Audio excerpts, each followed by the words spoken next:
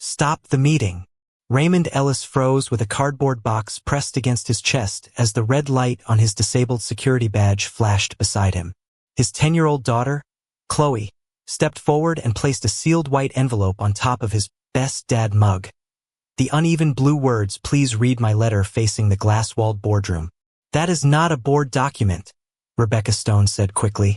Chloe looked past her at Margaret Hale. "Please, they said Daddy wasn't here." 3 hours earlier, the office had begun emptying beneath the dull buzz of fluorescent lights. Elevators chimed. Desk drawers clicked shut. Somewhere beyond the windows, rain tapped against the glass in thin, impatient fingers. Raymond sat alone at his workstation in a pale blue shirt with the sleeves rolled to his forearms, studying a monitor he was no longer authorized to touch after 6 o'clock. His desk already looked borrowed. The framed photograph of Chloe had been removed from its usual place beside the keyboard. His old leather watch, the one his late wife had given him, rested against his wrist as he slowly closed the final window on his screen. Behind the glass wall, Eric Dawson leaned toward a presentation filled with clean diagrams and confident numbers. Rebecca sat beside him with a black folder pressed flat beneath one hand. George Hamilton remained at the head of the table, silver hair bright under the recessed lights, speaking in the calm tone of a man who wanted cruelty to sound responsible. "The company requires closure," George said, "not conflict." Raymond heard the words through the glass, softened but still recognizable. He did not look up. Instead, he lifted his green technical notebook and slid it into the cardboard box beside Chloe's photograph. A small double triangle symbol was visible on the open page before the cover fell shut, the same symbol glowing faintly on Eric's presentation behind the glass. Rose Martin approached with careful steps, carrying the final exit form. "I'm sorry, Raymond," she whispered. "You don't have to be." His voice was low, almost gentle. "Did Patricia get the deployment warning?" Rose hesitated. "I don't know."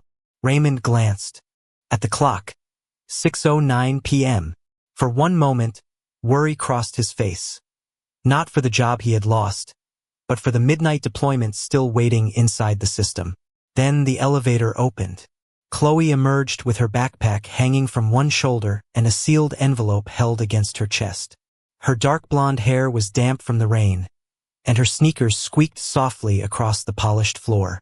Raymond's expression changed at once. The tightness left his jaw. "Hey, kiddo," Mrs. Martin said I could wait here. Chloe looked at the empty desk, then at the box. "Are we taking everything home?" Raymond crouched so they were eye level. "Just some things. Because they're mad at you? Because sometimes grown-ups make decisions before they understand everything." He smiled, but Chloe had watched him closely for too many nights to believe it. She reached into her backpack and removed the envelope. A faint stain marked one corner, left by the soup Raymond had reheated at 3:17 that morning and never eaten. "I wrote something," she said. "You don't have to give it to anyone. I think they should read it." "Chloe, I only wrote what I saw." Behind the glass, George stood and gathered his papers. Rebecca closed the black folder. Eric glanced toward Raymond's desk, then quickly looked away. Raymond placed the envelope back in Chloe's hands. "You don't need to fix this for me." He lifted the box, balanced it against his hip, and guided her toward the exit with one hand resting lightly on her shoulder. His badge struck the reader. A sharp beep cut through the office. "Red light. Access denied."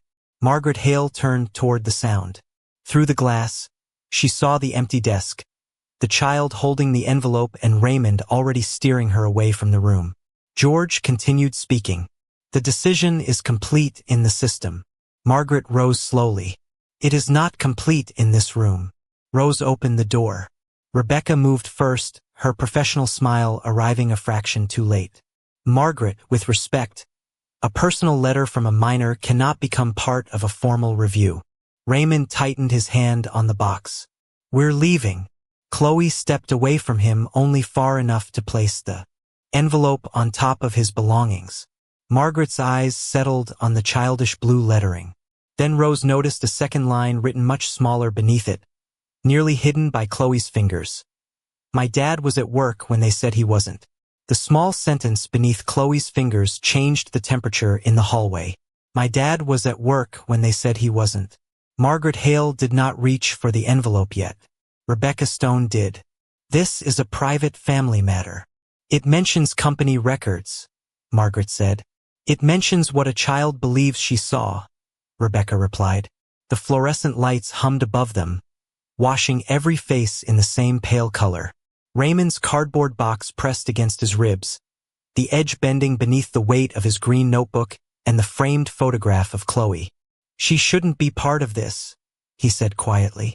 Then take her home, George Hamilton answered from inside the boardroom, his tone measured and almost compassionate.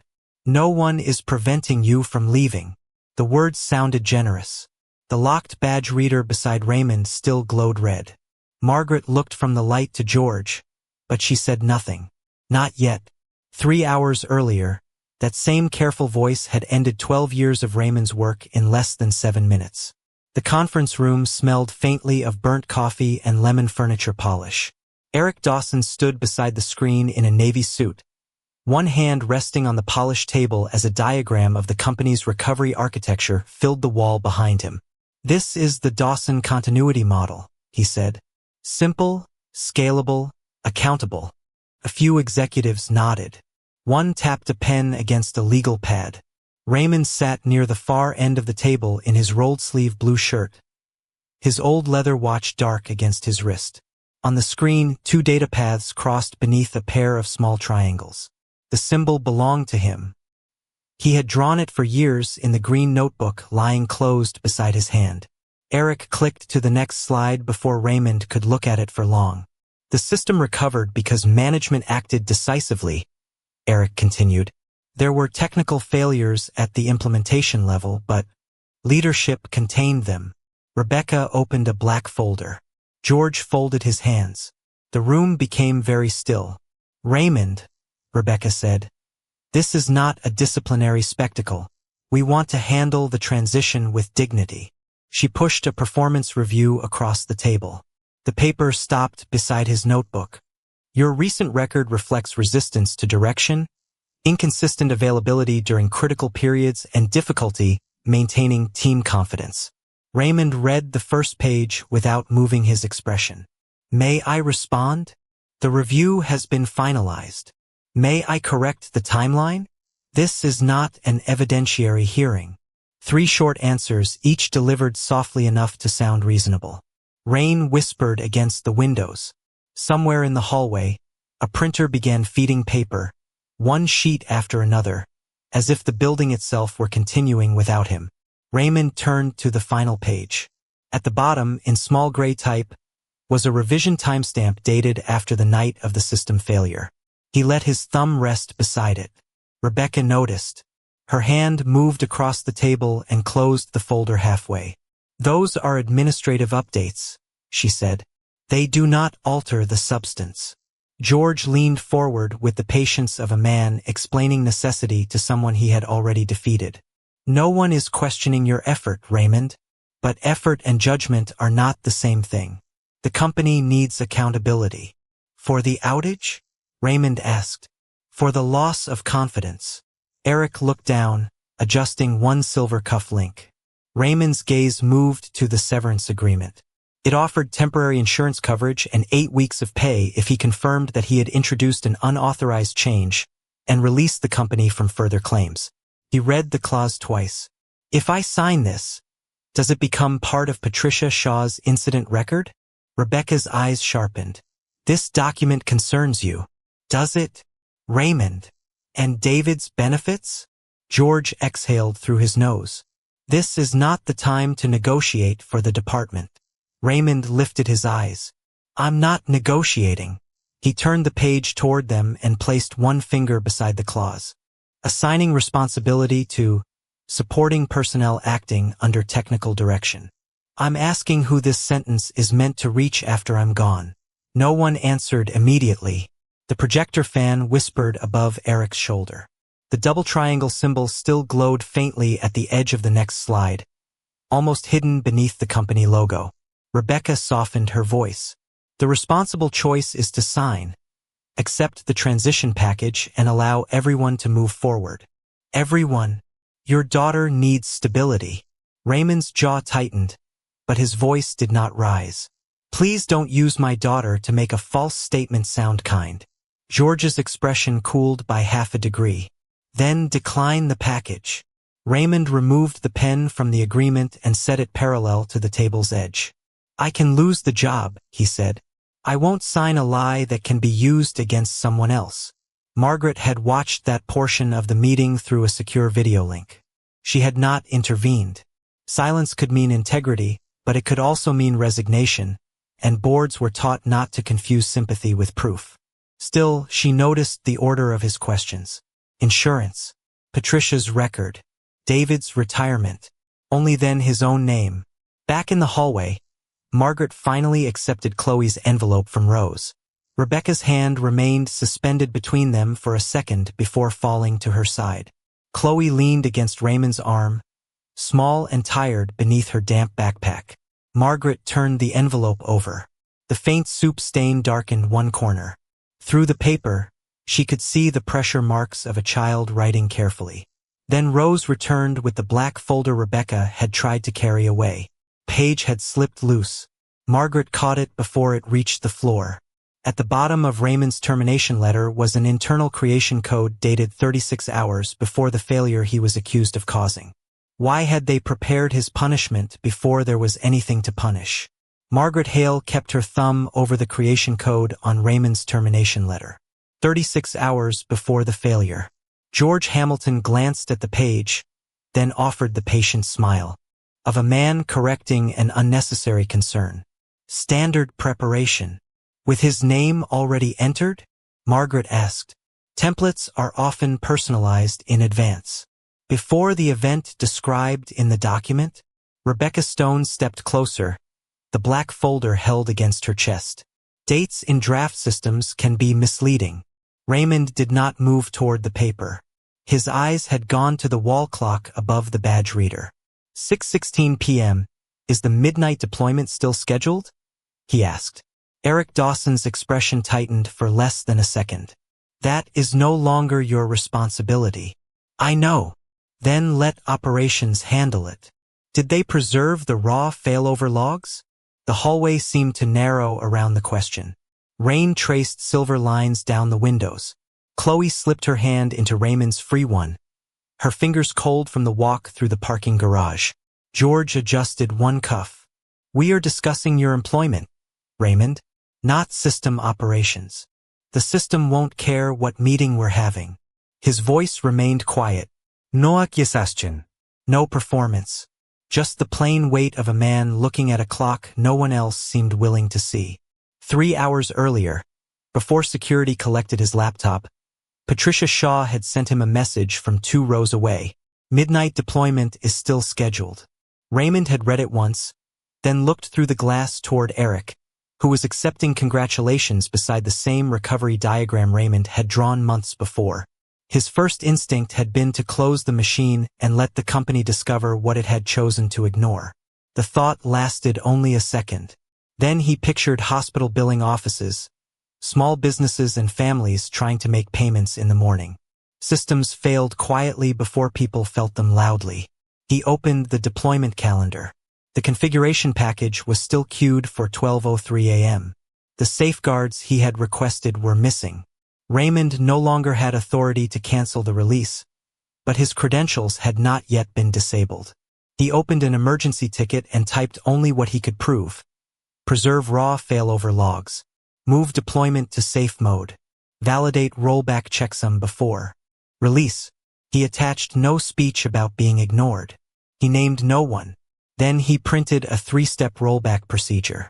The laser printer across the aisle woke with a low mechanical hum, warming the air with the dry smell of toner. One sheet slid out, then another. Raymond signed the bottom, circled 3 lines in red and wrote across the top in block letters. Do not run until raw failover logs are preserved. Patricia approached his desk without sitting. If Eric sees me take that, put it in the operations binder. They'll say I went around him. Then say you followed the documented safety process. What if they ask who told me? Raymond folded the pages once, not enough to hide them, only enough to keep the ink from smearing against her damp hands. Tell them the ticket number. And if they ask about you, tell them I was leaving. Patricia stared at him. Her face carried the exhausted fear of someone with rent due. A career still young enough to damage and a manager who knew both facts. Raymond lowered his voice. You don't have to defend me. Just don't let them erase the data before somebody sees it. Across the room, Eric watched Patricia place the folded pages inside the blue operations binder. He gave a small, almost amused shake of his head, as if Raymond were a man unable to accept that his usefulness had ended. Minutes later, Eric closed the emergency ticket with a single sentence. Operations validated. No material risk. There was no operator's name beneath it. No test report. No checksum. At 5:51, Raymond called David Lewis. The older engineer answered in a whisper from the stairwell. I heard what happened. Don't resign. They'll come for the rest of us. Maybe. I can tell the board who built the recovery layer. Raymond looked at the framed photograph of Chloe beside his keyboard. Her smile had been taken before his wife died, before every decision began carrying the weight of two parents. You're 6 months from locking in your retirement benefits, he said. Don't trade 25 years for one afternoon of anger. That isn't fair to you. Fair isn't the same as useful. He ended the call before David could make a promise fear might later force him to break. Back in the hallway, Chloe tugged lightly on Raymond's sleeve. Are people going to lose their money if the computer breaks? It was the kind of question a 10-year-old asked when adults used words too large and consequences too vague. Raymond shifted the cardboard box against his hip. Patricia knows what to do. Because you told her? Because she's good at her job. Margaret watched him answer. He had just seen a document suggesting his dismissal was planned in advance, yet he was still trying to protect the company that had written his name into its explanation. She did not mistake that for innocence. Character was not proof, but it was becoming harder to reconcile with the man described in Rebecca's evaluation. The elevator doors opened. Patricia stepped out, breathing quickly. The blue operations binder clutched to her chest. She had come down from the technical floor without a coat. The deployment is still live, she said. Eric appeared in the boardroom doorway. Patricia, this is being handled. The ticket was closed. Because operations validated it. Patricia opened the binder and placed Raymond's rollback pages on the glass table. The paper made a soft, final sound. No one validated it. Eric's smile disappeared. Margaret looked at the handwritten warning, then at the printed footer beneath it. The printer spool had preserved the exact time. 5:43 p.m., 8 minutes before Eric closed the ticket and nearly half an hour before Raymond's access was revoked. Patricia pointed to the ticket number in the corner. This isn't just advice, she whispered. It's the first clean timestamp we have. A timestamp proves he printed a warning, Eric Dawson said. It does not prove the warning was correct. Patricia's finger remained on the footer of Raymond's rollback instructions, but her hand had begun to tremble. Rebecca Stone moved the page away from her as though protecting it from contamination. And because Mr. Ellis created the ticket after learning his position was in danger, we must consider motive. The words were calm, polished, almost sympathetic. Under the boardroom lights, the red circles in Raymond's handwriting looked less like precautions and more like accusations someone could choose to misunderstand. Margaret Hale studied him from across the glass table. Did you open that ticket to create a record for yourself? Raymond shifted the cardboard box against his hip. Chloe stood close enough that her damp sleeve touched his wrist. I opened it because the deployment was still scheduled. After you had been told you were being terminated? Yes. Using access you knew would soon be removed? Yes. Rain clicked softly against the windows. The rollback pages lay between them beside Chloe's sealed letter. One covered in technical language, the other written in uneven blue ink. Both had been created by people with no power in the room. That could be interpreted as interference, Rebecca said.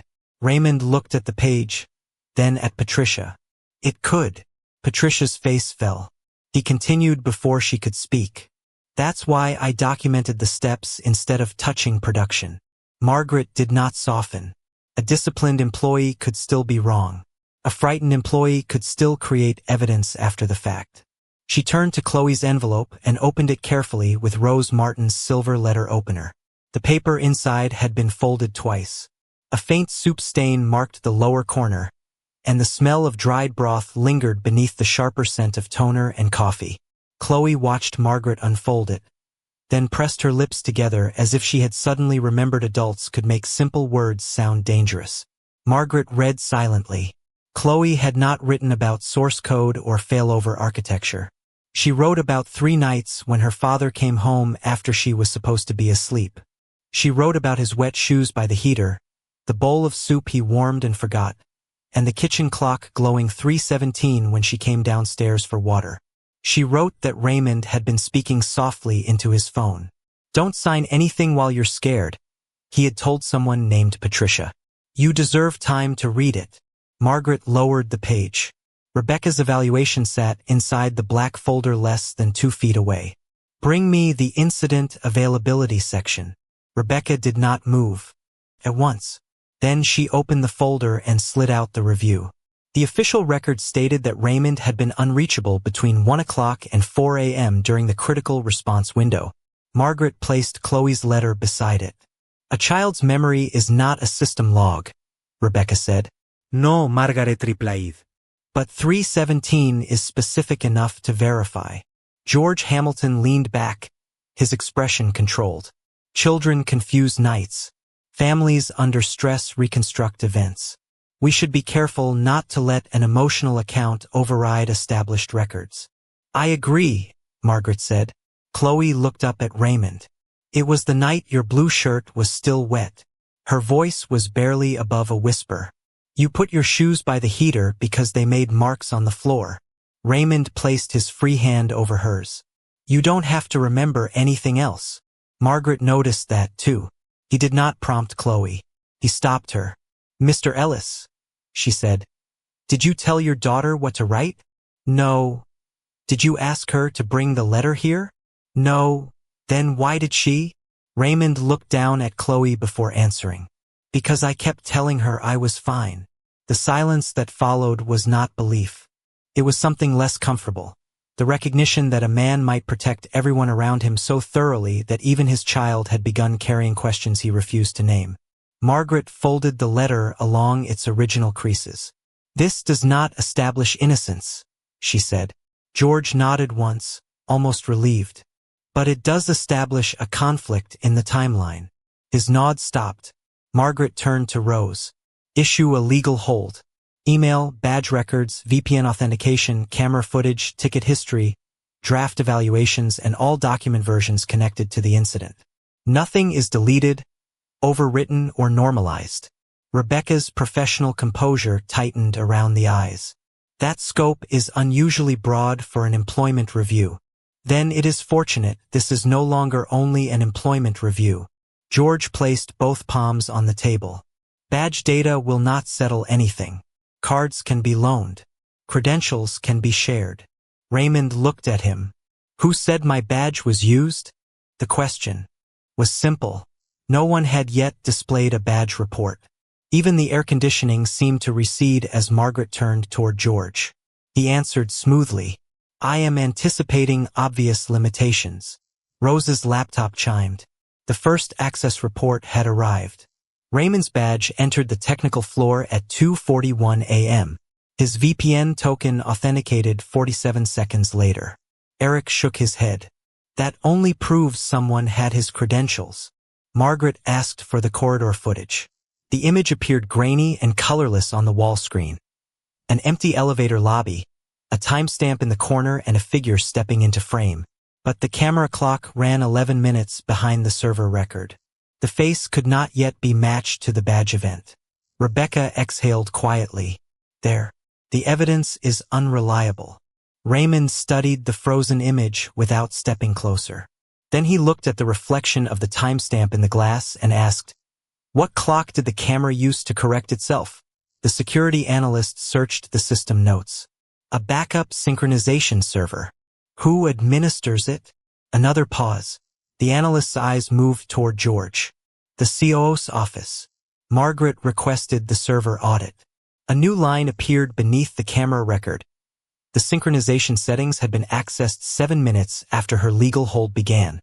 The security analyst stared at the audit line as if it had moved beneath his hands.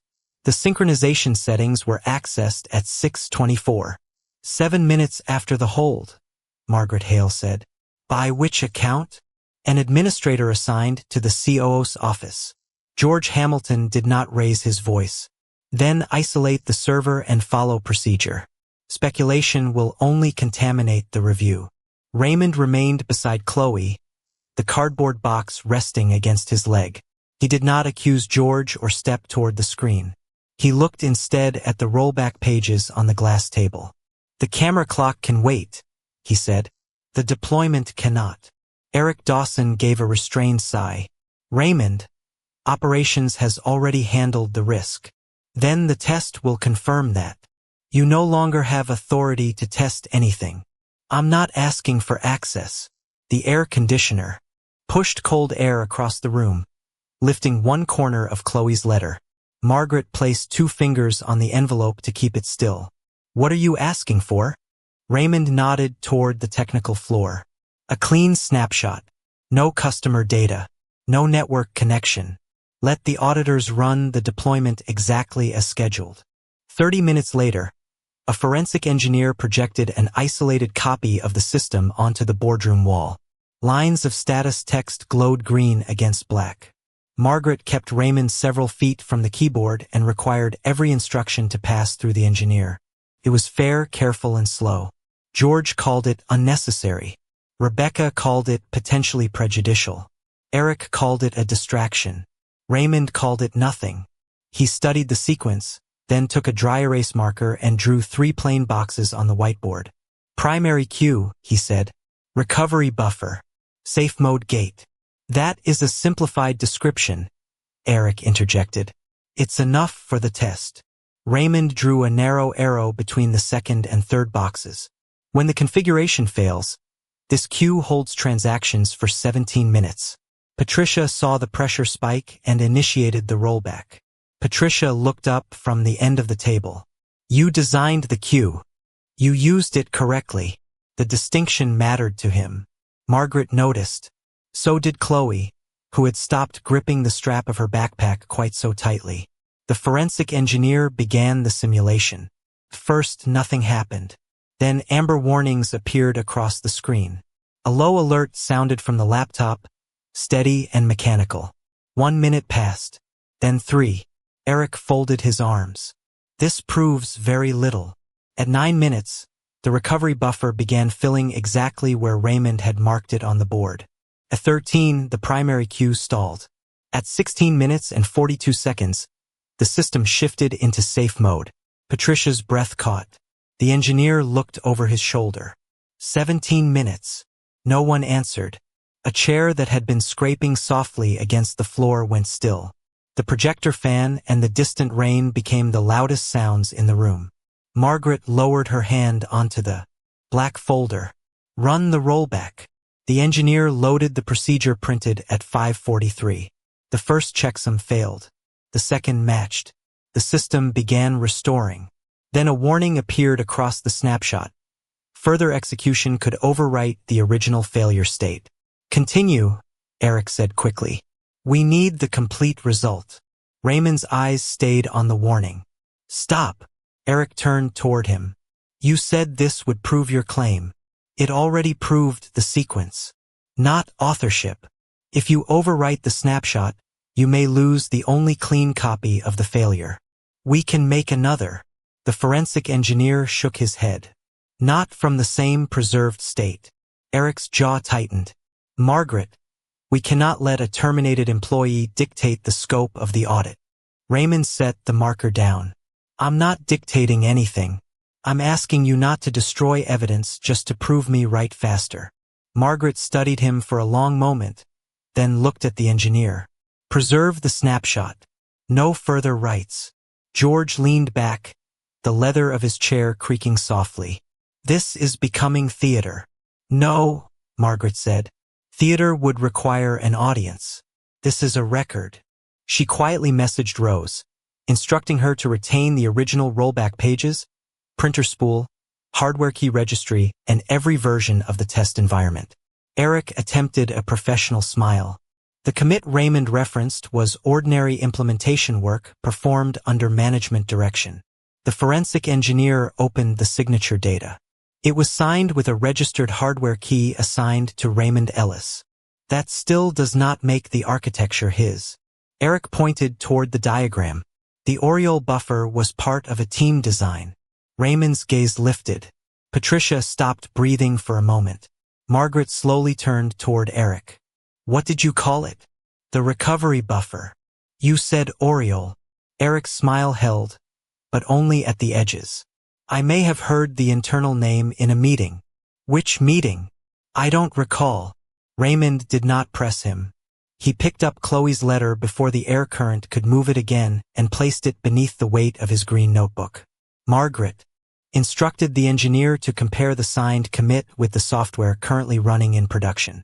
The room waited while a progress bar crawled across the wall. When the result appeared, Chloe looked up at her father without understanding the numbers, only the silence they created. The production hash was an exact match for Raymond's commit. The company was still operating on the work of the man its official record called the cause of the failure. The production hash remained on the wall like a verdict no one had yet agreed to read aloud. Exact match. Raymond Ellis's signed commit was not merely part of the recovery system. It was the version still carrying the company's transactions while his termination papers waited in Rebecca Stone's folder. Eric Dawson cleared his throat. A matching build confirms contribution, not ownership. Then we verify the contribution, Margaret Hale said, against the full timeline. The forensic engineer placed the hardware key record beside the badge report, VPN authentication, and emergency ticket. For independent systems now pointed to Raymond working during the hours Rebecca's evaluation described him as unreachable. George Hamilton folded his hands. Before this becomes a public accusation, perhaps Margaret and I should review the materials privately. Why privately? Raymond asked. George looked at him with controlled patience.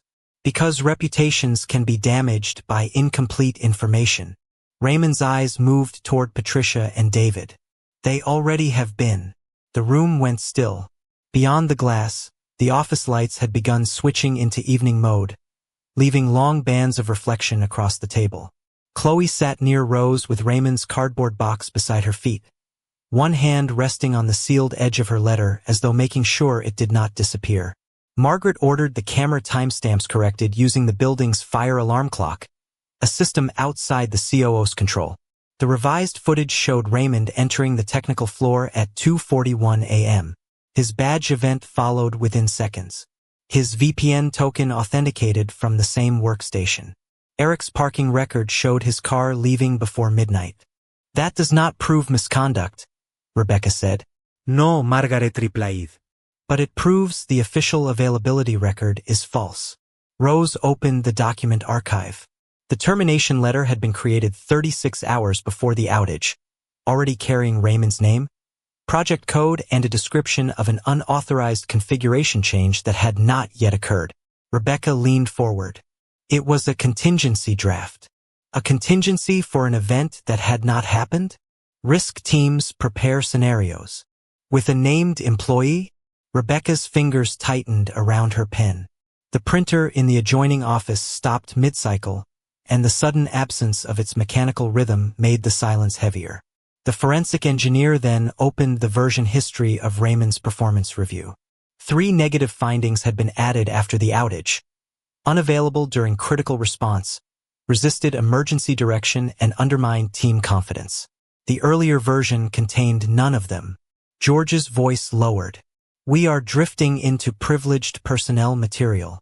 Margaret did not look away from the screen. We are examining whether personnel material was altered to support a false incident report. A compliance search returned a deleted email with the subject line containment narrative. Final names. Raymond's name appeared first. Patricia Shaw's appeared second. David Lewis's appeared third. Patricia covered her mouth. David, who had been called back to the floor under anti-retaliation protection, stared at the list as if watching his retirement vanish one line at a time. Margaret turned to Raymond. "Can Mr. Lewis confirm who built the recovery layer?" Raymond could have answered yes. David had watched the architecture take shape over 2 years. He knew who wrote the cue, who tested the safe mode gate, and who stayed through the failed rehearsals no executive attended. Instead, Raymond looked at David's gray face and wedding ring turning slowly beneath his thumb. "Use the logs first," Raymond said. "He should not have to gamble his pension to correct a record your systems can verify." David looked up, shame and relief crossing his face together. Margaret's expression changed not with pity, but with recognition. Raymond had been offered a weapon and refused to swing it through someone weaker. "External review," she said. "Independent firm. Immediate preservation order. Written protection for every employee named in that message." George's composure fractured only in the smallest ways. He loosened his tie. He checked his phone, then turned it face down when Margaret noticed. "That email was a communications plan," he said. Final names referred to authorized spokespeople. Rose scrolled lower. Beneath the list was one final instruction. "Do not forward raw failover logs to the board." No one spoke. The raw logs Raymond had asked Patricia to preserve were opened beside the quarterly deployment approval. They showed the failure beginning in a configuration package approved through the COO's office after engineers requested a delay. The report George later sent to the board moved the failure point forward by 19 minutes, making Raymond's recovery commit appear to be the cause rather than the response. "Simplified timelines are common in executive reporting," George said. "Not when simplification reverses cause and effect," Margaret answered. Raymond could have demanded George's removal then. He could have pointed toward the altered chart, the prepared termination letter, and the 3 names selected before the outage. Instead, he asked whether the midnight deployment had been permanently stopped and whether affected customers were protected. The forensic engineer confirmed the release had been suspended because Patricia followed Raymond's rollback instructions. Margaret closed the black folder. "This is no longer one employee disputing an evaluation," she said. "This concerns manipulated records, suppressed operational evidence, and multiple people selected to absorb responsibility for an executive decision." George stood. "Then we should adjourn until council can establish proper scope." Margaret looked through the glass at the empty desks outside, then at Chloe's letter lying beneath Raymond's green notebook. "No," she said. "The people whose names were placed in that email will hear the evidence in the room where it was used. Against them." Rose was instructed to summon the full board, preserve the original packets, and bring Patricia, David, and every relevant witness under written protection. By the time the conference doors opened, the truth had become too large, too documented, and too dangerous to be handled behind closed doors. The glass-walled boardroom filled slowly, not with noise, but with the disciplined unease of people who understood that every word would now enter a permanent record. Directors took their seats beneath the cold, recessed lights. Outside counsel arranged yellow pads beside sealed evidence bags. The independent forensic team connected a secured laptop to the wall display, while Rose Martin placed the original board packets in a straight line across the polished table. Raymond Ellis entered last, still carrying the cardboard box that held his green notebook, Chloe's photograph, and the best dad mug. He did not look like a man arriving to claim victory. His shoulders were tired, his pale blue shirt wrinkled from the long day, and Chloe stood beside Rose with both hands wrapped around one strap of her backpack. Margaret Hale remained at the head of the table. She had the authority to change everything, but she did not begin with a verdict. She placed Chloe's letter in the center of the glass. "This letter did not prove misconduct," she said. "It revealed a conflict serious enough to require verification." George Hamilton leaned toward the board with practiced calm. "And verification is precisely what management supports. But an emotional account from a child must not be allowed to distort a complex operational event." Rebecca Stone nodded. The company followed established procedures based on the information available at the time. Eric Dawson folded his hands. And no one disputes that Mr. Ellis performed technical work. The question is whether he acted within management direction. For a moment, their explanation held. Several directors glanced at Raymond's late emergency ticket, then at the termination review. A warning created after a man learned he was losing his job could still be self-protection. A signed commit could still belong to a team. Even the altered evaluation could be framed as documentation completed after an incident. George's voice softened. We should be careful not to turn administrative imperfections into accusations of conspiracy. The room settled around that word, imperfections. Small, human, forgivable. Raymond did not interrupt. He rested the box beside his chair and helped Chloe remove her damp backpack. Stay with Ms. Martin, he whispered.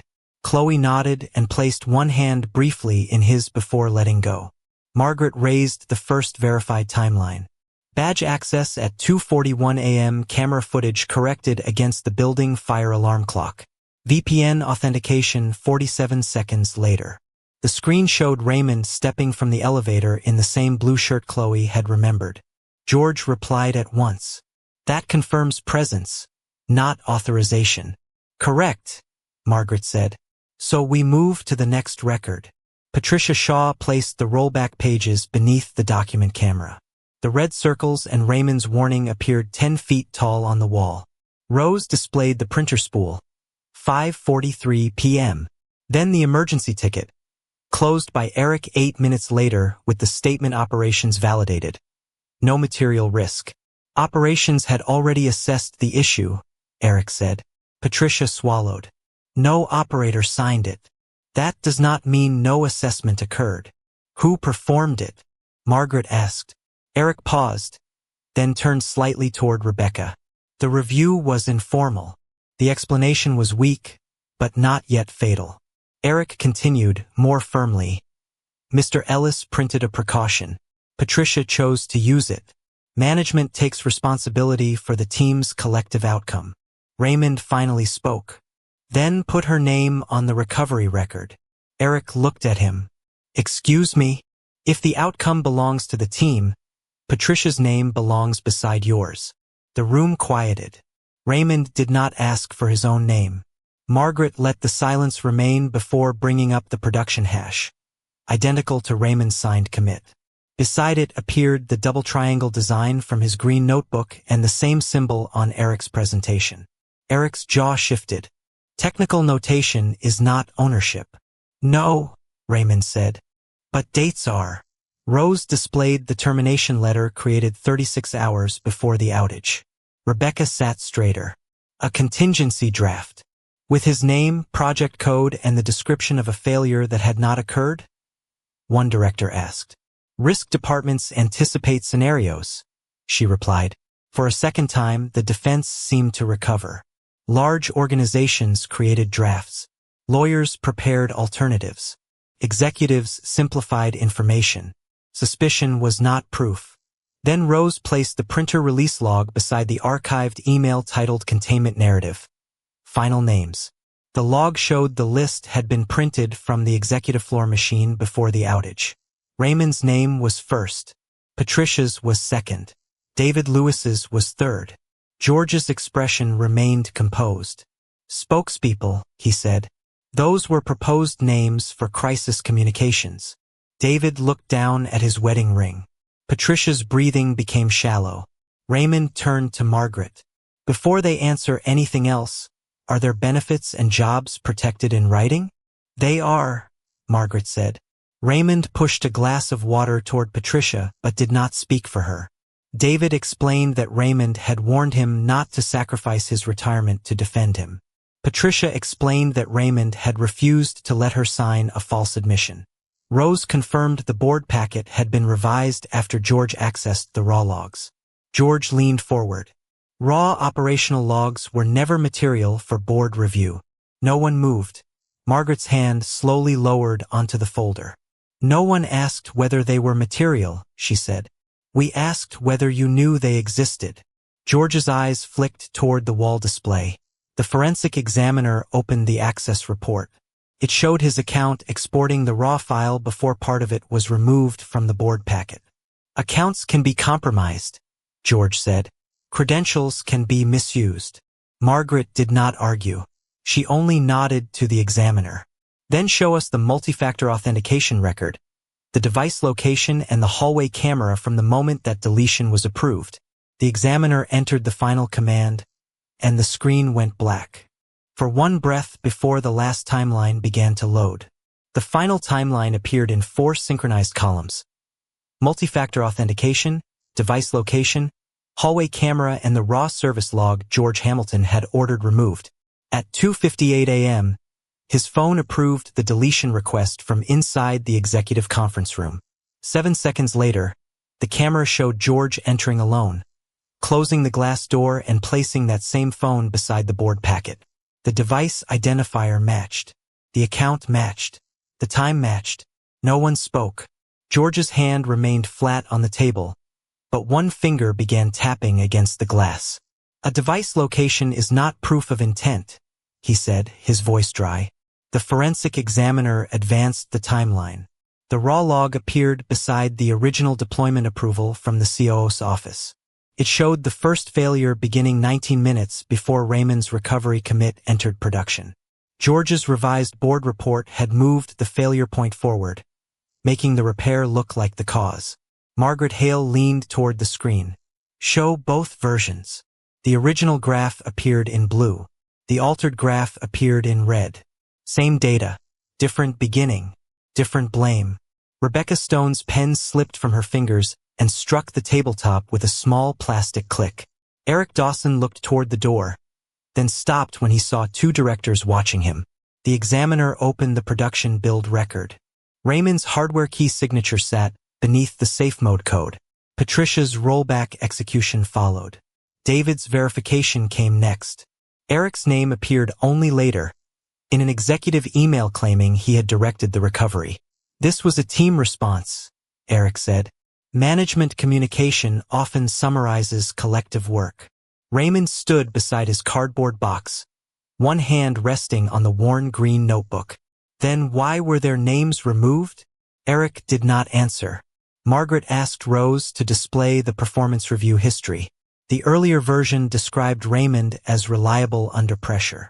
The later version, edited after the outage, called him unreachable and resistant. Beside it appeared the termination letter, created 36 hours before the failure, already naming the project and the technical event that had not yet happened. Rebecca reached for the black folder.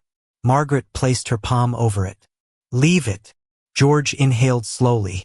We made decisions under extraordinary pressure. My responsibility was to protect the company from panic. The examiner opened the final raw service entry. It showed that Raymond's emergency ticket had warned of a second deployment risk. Eric had closed it without validation. George had excluded it from the board packet. Patricia had followed Raymond's printed rollback anyway, preventing the same configuration from reaching customer payment systems a second time. The danger had not ended with the first outage. Their concealment had nearly allowed it to happen again. George looked at the screen, then at Margaret. I was protecting the institution. From the truth? She asked. The room froze. The projector fan whirred. Rain ticked against the glass. Somewhere outside, an elevator bell sounded and faded. Chloe stood behind Rose, both hands wrapped around the strap of her backpack. When Raymond looked toward her, she released a breath she seemed to have been holding since the red light flashed at the exit. Margaret closed the original board packet. Effective immediately, George Hamilton is suspended pending completion of the independent investigation. His access is revoked, his incentive compensation is frozen, and all related records remain under preservation order. She turned to Eric. Your authority is terminated for false reporting, improper closure of a documented safety warning, and misrepresentation of technical work. Then Rebecca, you are removed from this matter and from your corporate role pending external ethics review. No one protested. There was nowhere left for words to stand. Margaret ordered Raymond's termination rescinded, his pay and insurance restored, and every affected record formally corrected. Patricia and David were placed under continued anti-retaliation protection, with their jobs, benefits, and seniority preserved. All employees named in the containment email would receive independent review. Customers would be notified of the operational risk and the corrective action. George opened his mouth once, but the altered graph still glowed behind him. Rebecca stared at the pen she had dropped. Eric's hands disappeared beneath the table. The room that had once accepted their polished explanations could no longer produce a single sound in their defense. Margaret then faced Raymond. The board would like you to lead the system recovery and rebuild the incident response process. Raymond did not look at the empty executive chair. He turned first to Patricia and David, who were still standing near the wall as though they remained accused. "Sit down," he said gently. "You're not defendants anymore." They sat. Only then did Raymond place his green notebook beside Chloe's letter. "Everyone removed because of this gets their name, pay, benefits, and record restored before mine appears on a new title." Margaret held his gaze. "That can be done. In writing. In writing." Raymond nodded once, but he did not accept the position. Through the glass, Chloe watched her father stand where the truth had finally found him, still holding no power he had not first used to protect someone else. Now that the company had returned his name, what would he require it to return to everyone who had been erased beside him? The boardroom emptied without applause. Directors gathered their files in silence while security disabled George Hamilton's access. Outside counsel collected Rebecca Stone's folder, and Eric Dawson surrendered the badge he had used to enter rooms Raymond had never been invited into. No one escorted them past a cheering crowd. There was only the soft closing of glass doors, the click of evidence seals, and the quiet machinery of accountability beginning its work. Raymond remained beside the table until Patricia and David received written confirmation that their jobs, insurance, and seniority were protected. He read every line before placing the pages in front of them. "Keep copies at home," he said. "Both of you." Margaret Hale watched him from the head of the table. The company had offered him authority, money, and a larger office, yet his first concern was still whether too frightened. Employees had documents strong enough to survive another change in leadership. "You could ask for almost anything right now," she said. Raymond closed his green notebook. "I'm asking for a system that doesn't require a 10-year-old to stop a meeting." Margaret accepted the words without defending herself. "Then help us build it." Raymond did not answer that night. He took Chloe home, warmed the soup she had stained the corner of her letter with, and sat beside her at the kitchen table while rain moved softly against the window. For the first time, he told her the truth without making her responsible for fixing it. He admitted that he had been scared. He admitted that losing the job had frightened him less than losing the insurance, the apartment, and the ordinary routines that made their life feel safe. Chloe listened with both hands around a mug of cocoa. "You always say you're fine," she whispered. Raymond looked at the empty bowl between them. "Sometimes I say it because I want you to feel safe. It doesn't always make me feel safe."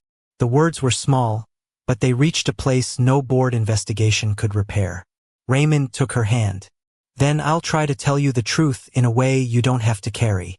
1 week later, the independent report confirmed every material finding. George was terminated for manipulating executive records, suppressing operational evidence, and violating the preservation order.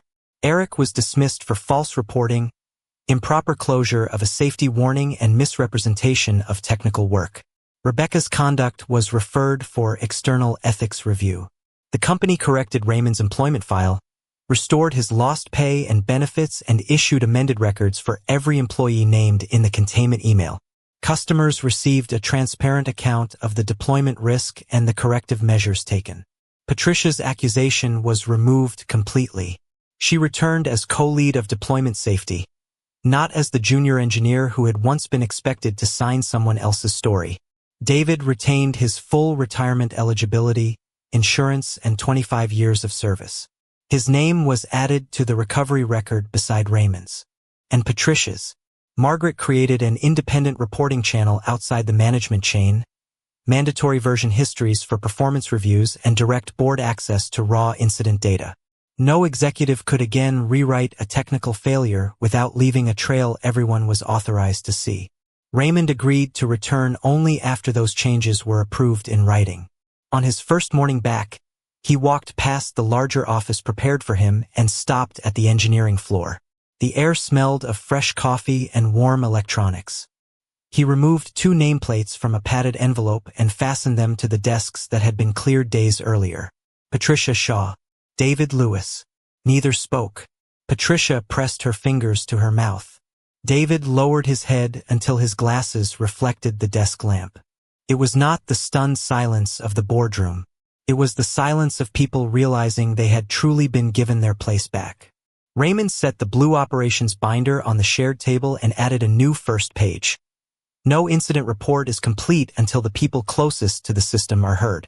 Margaret approached without photographers or an announcement. She handed Chloe's original letter to Raymond inside a clear protective sleeve. A copy had been retained in the audit file beneath a careful notation. Trigger for review, not technical evidence. She opened the door, Margaret said. The evidence carried us through it. Raymond studied the uneven blue words on the envelope. Please read my letter no longer looked like a child pleading with adults who would not listen. It looked like the moment the adults finally remembered their duty. She shouldn't have needed to, he said.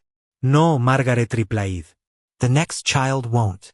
Raymond declined the formal recognition ceremony. At 5 o'clock, he placed the best dad mug into his work bag, shut down his computer, and left while sunlight turned the glass walls amber. Chloe waited near reception with Rose, swinging her feet above the floor. When she saw him, she stood quickly.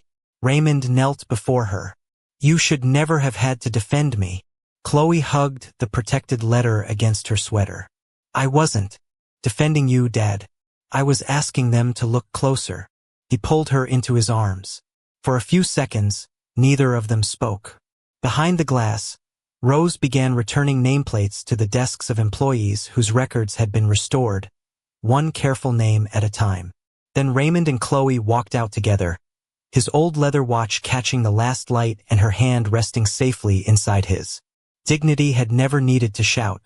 It had only needed the truth to remain long enough for kindness to become justice.